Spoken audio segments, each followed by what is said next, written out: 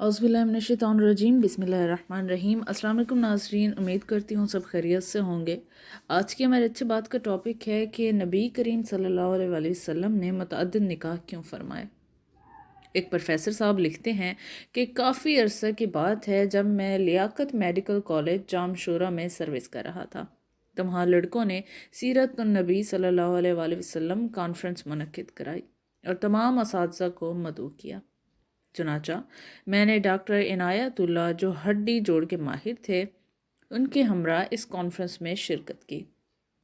इस नशिस्त में इस्लामियात के एक लेक्चरर ने हजूर अक़दस सल्लल्लाहु अलैहि वसल्लम की प्राइवेट ज़िंदगी पर तफसील बयान की और आपकी एक एक शादी की तफसील बताई कि ये शादी क्यों की और इससे उम्मत को क्या फ़ायदा हुआ। ये बयान इतना मौसर था कि हाज़रीन मजलिस ने इसको बहुत सराहा।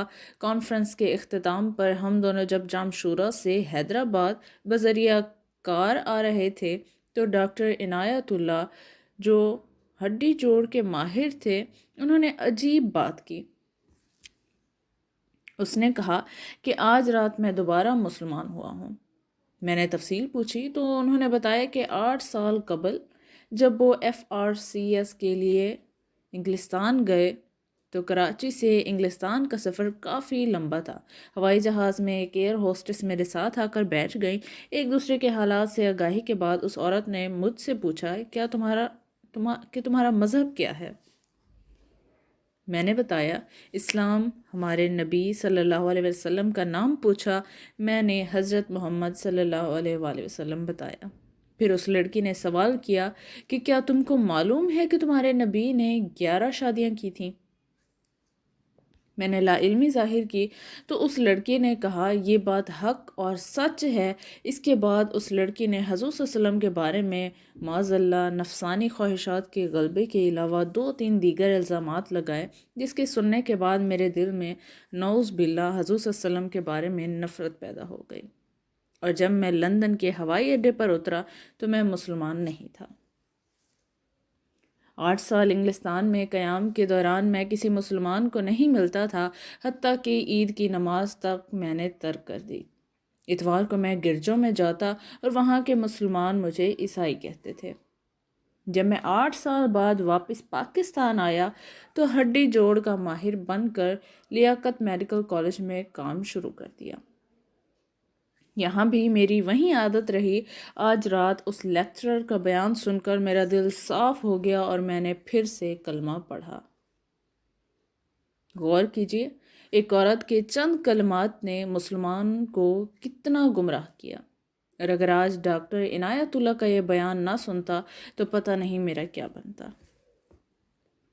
इसकी वजह हम मुसलमान की कम इल्मी है। हम हज़ूर सल्लल्लाहु अलैहि वसल्लम की ज़िंदगी के मुतालिक ना पढ़ते हैं और ना जानने की कोशिश करते हैं। कई मीटिंग्स में जब कोई ऐसी बात करता है तो मुसलमान कोई जवाब नहीं देते, टाल देते हैं, जिससे इतराज़ करने वाले के हौसले बुलंद हो जाते हैं। इसलिए बहुत अहम है कि हम इस मौजू का मुताला करें और मौके पर हकीकत लोगों को बताएं। मैं एक दफ़ा बहावलपुर से मुल्तान बस में सफ़र कर रहा था कि एक आदमी लोगों को हज़ूर सल्लल्लाहु अलैहि वसल्लम की शादियों के बारे में गुमराह कर रहा था। मैंने उससे बात शुरू की तो वो चुप हो गया और बाकी लोग भी इधर उधर हो गए। लोगों ने हज़ूर सल्लल्लाहु अलैहि वसल्लम की इज़्ज़त और नामूस की खातिर जानें कुर्बान की हैं। क्या हमारे पास इतना वक्त नहीं कि हम इस मौजू के चीदा चीदा नुकात को याद कर लें और मौके पर लोगों को बताएं। इस बात का एहसास मुझे एक दोस्त डॉक्टर ने दिलाया जो इंग्लिस्तान में होते हैं और यहाँ एक जमात के साथ आए थे। इंग्लिस्तान में डॉक्टर साहब के काफ़ी दोस्त दूसरे मज़ाहिब से ताल्लुक़ रखते थे। वो उनको इस मौजू पर सही मालूमात फ़राहम करते रहते हैं। उन्होंने चीदा चीदा नुकात बताए जो मैं पेशे खिदमत कर रहा हूँ। इतवार के दिन डॉक्टर साहब अपने दोस्तों के ज़रिए गिरजा घर चले जाते हैं। वहाँ अपना तारुफ और नबी करीम सल्लल्लाहु अलैहि वसल्लम का तारुफ कराते हैं। ईसाई लोग आपकी शादियों पर एतराज़ करते हैं और डॉक्टर साहब जो जवाब देते हैं वो ये हैं। पहली के मेरे प्यारे नबी सल्लल्लाहु अलैहि वसल्लम ने आलम शबाब में 25 साल की उम्र में एक सन रसीदा बेवा खातून हज़रत खदीजा रज़ी अल्लाह ताला अन्हा से शादी की। حضرت خدیجہ رضی اللہ تعالیٰ عنہ کی عمر 40 سال تھی، اور جب تک حضرت خدیجہ رضی اللہ تعالیٰ عنہ زندہ رہیں آپ نے دوسری شادی نہیں کی۔ 50 سال کی عمر تک آپ نے ایک بیوی پر قناعت کیا۔ اگر کسی شخص میں نفسانی خواہشات کا غلبہ ہو تو وہ عالم شباب کے 25 سال ایک بیوہ خاتون کے ساتھ گزارنے پر اکتفا نہیں کرتا۔ حضرت خدیجہ رضی اللہ تعالیٰ عنہ کی وفات کے بعد مختلف وجوہات کی بنا پر آپ صلی اللہ علیہ وسلم نے نکاح کیے۔ پھر اسی مجمع سے ڈاکٹر صاحب نے سوال پوچھا کہ یہاں بہت سے نوجوان بیٹھے ہیں، آپ میں سے کون جوان ہے جو 40 سال کی بیوہ سے شادی کرے گا؟ سب خاموش رہے۔ ڈاکٹر صاحب نے ان کو بتایا کہ نبی کریم صلی اللہ علیہ وآلہ وسلم نے یہ کیا ہے۔ پھر ڈاکٹر صاحب نے سب کو بتایا جو 11 شادیاں آپ صلی اللہ علیہ وسلم نے کی ہیں سوائے ایک کے، باقی سب بیوہ تھی۔ یہ سن کر سب حیران رہ گئے۔ پھر مجمع کو بتایا کہ جنگ احد میں 70 صحابہ رضی اللہ تعالیٰ عنہ شہید ہوئے، نصف سے زیادہ گھرانے بے آسرا ہو گئے، بیوہ اور یتیموں کا کوئی سہارا نہ رہا۔ اس مسئلے کو حل کرنے کے لیے نبی کریم صلی اللہ علیہ وسلم نے اپنے صحابہ رضی اللہ تعالیٰ عنہ کو بیوہ سے شادی کرنے کا کہا۔ لوگوں کو ترغیب دینے کے لیے آپ صلی اللہ علیہ وسلم نے حضرت سودہ رضی اللہ تعالیٰ عنہ، حضرت ام سلمہ رضی اللہ تعالیٰ عنہ اور حضرت زینب بنت خزیمہ رضی اللہ تعالیٰ عنہ سے مختلف اوقات میں نکاح کیے۔ آپ کو دیکھا دیکھی صحابہ کرام رضی اللہ تعالیٰ عنہ نے بیوہ سے شادیاں کی، جس کی وجہ سے بے آسرا خواتین کو گھر آباد ہوئے۔ دوسری شادی کے ذریعے قبائل کو قریب لوگ اسلام کے فروغ کا مقصد آپ صلی اللہ علیہ وسلم کے پیش نظر تھا۔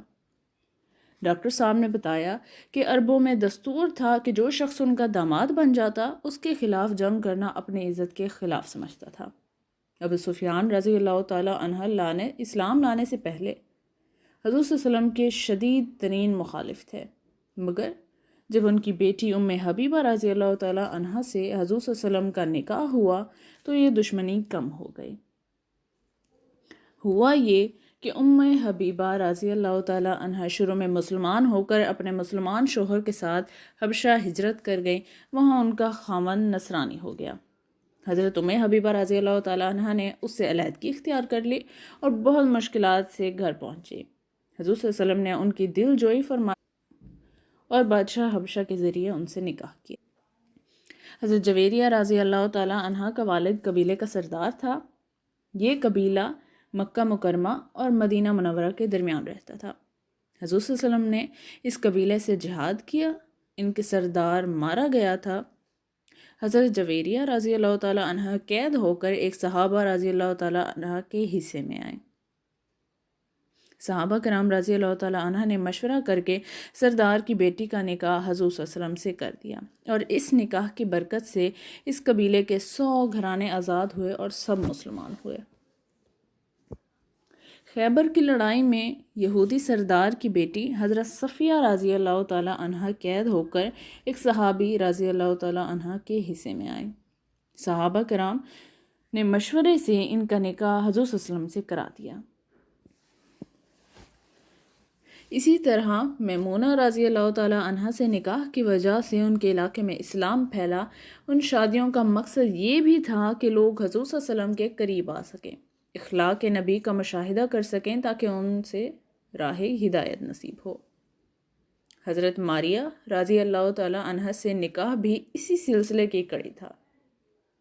آپ پہلے مسیحی تھیں اور ان کا تعلق ایک شاہی خاندان سے تھا۔ ان کو ان کے بادشاہ نے بطور ہدیہ کے آپ صلی اللہ علیہ وسلم کی خدمت اقدس میں بھیجا تھا۔ حضرت زینب رضی اللہ تعالیٰ عنہ سے نکاح منہ بولے بیٹے کی رسم توڑنے کے لیے کیا۔ حضرت زید رضی اللہ تعالیٰ عنہ حضور صلی اللہ علیہ وسلم کے منہ بولے بیٹے کہلائے تھے۔ ان کا نکاح حضرت زینب رضی اللہ تعالیٰ عنہ سے ہوا۔ مناسبت نہ ہونے پر حضرت زید رضی اللہ تعالیٰ عنہ نے انہیں طلاق دے دی تو حضور صلی اللہ علیہ وسلم نے نکاح کر لیا اور ثابت کر دیا کہ منہ بولے بیٹے ہرگز حقیقی بیٹے کے ذیل میں نہیں آتا۔ اپنا کلام جاری رکھتے ہوئے ڈاکٹر صاحب نے بتایا کہ علوم اسلامیہ کا سرچشمہ قرآن پاک اور حضور اقدس صلی اللہ علیہ وآلہ وسلم کی سیرت پاک ہے۔